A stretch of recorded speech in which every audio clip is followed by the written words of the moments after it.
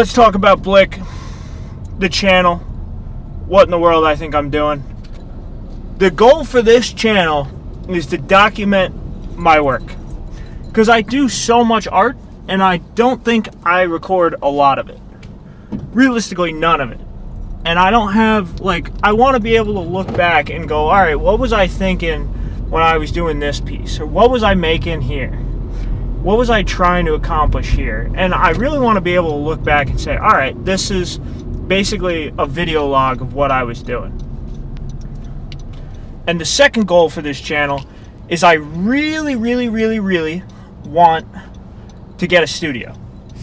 Now, it's going to be tough because I travel all over for hockey.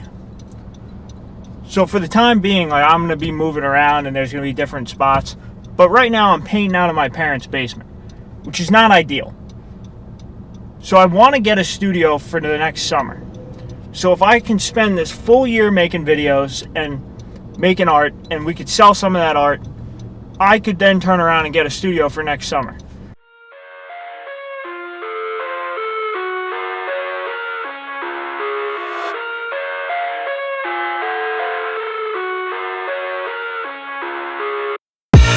I live inside my own world of make-believe. Kids screaming in the cradles, profanities. I see the world through ice covered in ink and bleach. Cross out the ones who heard my cries and watched me weep. I love everything. Fire spreading all around my room. My world's so bright, it's hard to breathe, but that's alright. Hush.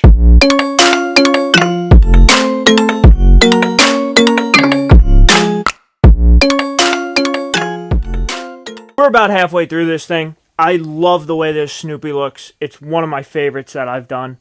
I've done a few Snoopies, so I'll pop a few of those guys up so you could look at them, at all my past Snoopy work. I have my Snoopy tattoo, so I figured for my second video, it's only fitting that I do a Snoopy. And the original prompt that I wrote for this piece was, I didn't think I'd make it this far. Because I didn't think I'd ever get to a point where I could, like, stand in front of a camera and talk about my art. Like, I used to hide it. It used to be something I didn't talk about, and I didn't really let people know I was doing. So it's cool to be standing in front of a camera talking about what I'm doing. And I was going to write it at the top here, but I don't think it would look right. I think it would look weird. So I think we're going to do more swallows around those sides here. You just rather watch me fall from a quarter mile. I can see you at the call. Think about it, ring won't tell you what I saw. When you break it off, you'll see who had it all.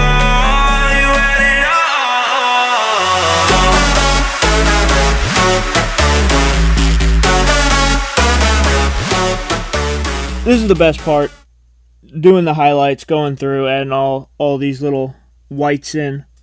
And I just got this liner brush it was an impulse purchase when I was at Blick, and it has worked wonders. I had a field day with this thing, doing this Snoopy and all these little sparrows. It was a blast. If you have $5 to spare, you should get yourself one of these bad boys. I think it's a script liner. That's what I bought. But I have never used one of these before. And they really up my line work. They really upped my acrylic line work. And I'm just, right now I'm just going through and touching up little bits and pieces here, trying to make these highlights look nice and crispy. But I will say, this brush did work wonders. And we are going to do some nice little highlights on his sleeve, on all the different aspects of Mr. Snoopy.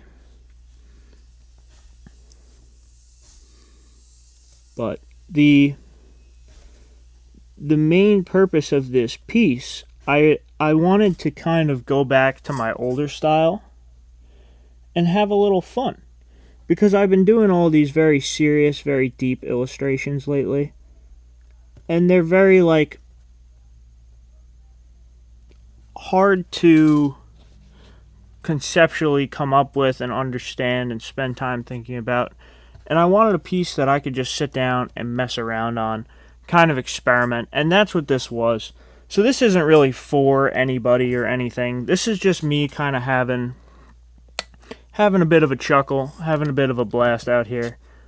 And I really like the way this looks. So I don't want to say stole, because I used my own original sparrows around the outside here. But Bert Grimm, he's a traditional tattooer. He is a master of sorts. He used to frame his back pieces with sparrows like this. Now, he obviously had his own sparrows, not mine. But I really liked that. And I was watching a documentary on Ed Hardy, and he was talking about how he took that sparrow frame and made one of his iconic pieces there. And I really liked that, and I wanted to steal it, because I am a thief. So I did. I stole it. And now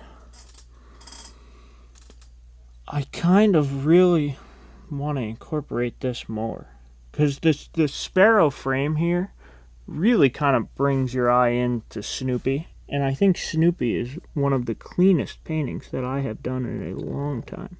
He is crispy, clean, very nice, a very well-to-do fellow. I don't know exactly what's in frame, what's not in frame, but by God, I think this is one of the cleaner paintings that I've done. It's not the most detailed, and I definitely didn't push it to anything super crazy, but it's a very clean painting. I love the way this thing looks. I think it was super successful. And I think it mimics kind of what I was trying to replicate, not in as much detail, but this is the one from a little under a year ago. But you could see this one is a lot cleaner, a lot subtler. I think this one's a little harsh, a little brash, but I like them both. And I went with the white on the blue on this one to really try and make it pop. And this one I wanted Snoopy to really be the focus of this. So I think it worked. I think they both work. Yeah, that's about all I got. Thanks for watching.